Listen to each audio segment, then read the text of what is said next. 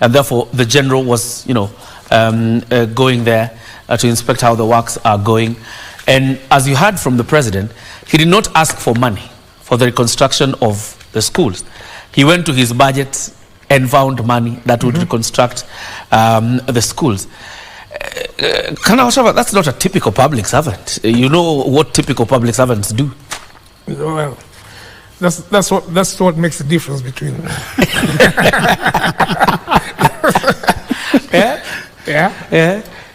What the military is doing in those bandit-prone areas is not purely for security. They're also looking at community services. Yeah. We need to settle those people. Yeah. So that they stop wandering around all over the place. And we need to give them facilities that will help them settle. Schools, hospitals, water, those kind of things, so that they become settler communities, which will then be easy to provide security once they have settled, instead of this roaming around. So the military is heavily engaged in that part of the program. A typical public servant, Colonel Rioba, would tell the president probably I need 700 million to reconstruct these classes. But General sees the urgency, doesn't ask for money, goes to his budget that is allocated to the Kenya Defence Forces and gets money to reconstruct classes. It speaks of high discipline and integrity in leadership. Yeah, it's true.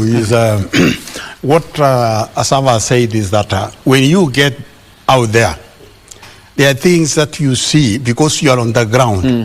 And General Ogolla was literally on the ground,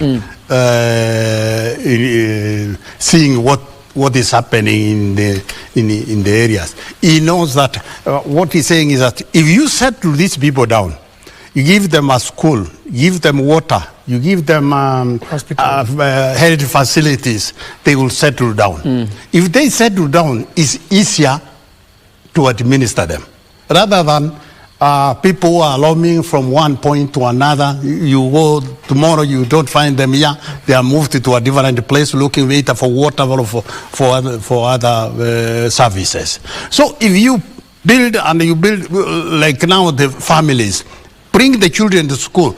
It's not easy to pull out the children again to another place. You have built them at school, now they are permanently there. That is what you could see the general doing. And not only there, but all over where the troops are deployed to do their work.